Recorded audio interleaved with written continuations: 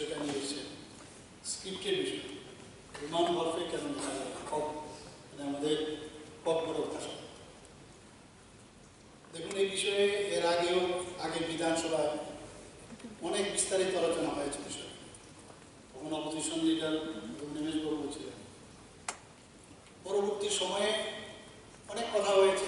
আমরা বললাম যে কেন মানে রোমান স্ক্রিপ্ট, কেন না দেবনাগরী।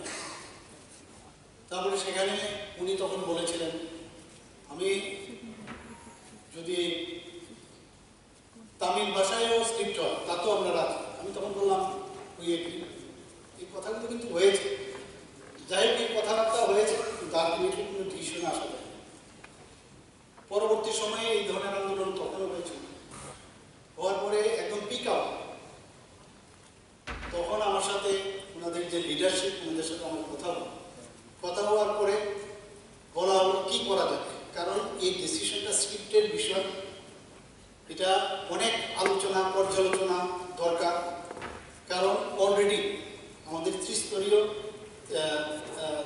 ট্রাইপার্টির একটা এগ্রিমেন্ট হয়েছে দিল্লিতে, কথাবার্তা চলছে, এটাও কিন্তু এর মধ্যে আছে।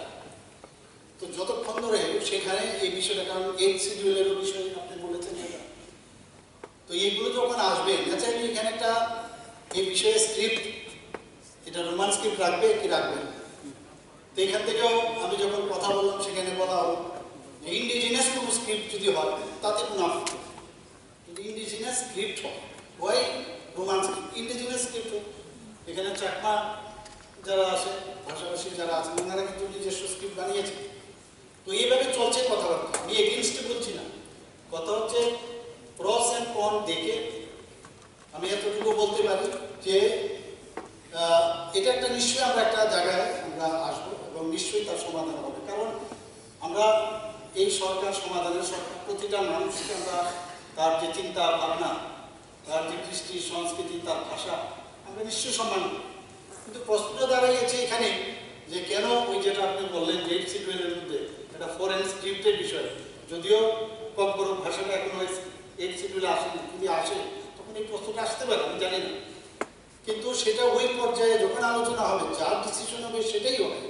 কিন্তু এই যে কথাগুলো আমি বললাম, জায়গার দেবনাগরী, ইন্ডিজিনাস ইত্যাদি এই ধরনের কথা হয়েছে, পরবর্তী সময়গুলো হবে। আমরাও চাই যে আলটিমেটলি এটা একটা পর্যায়ে আসে যেটা ডিসিশন হবে সেই ডিসিশন আমরা মানব, কোনো অসুবিধা নেই, আমাদের তরফ থেকে কোনো অসুবিধা নেই।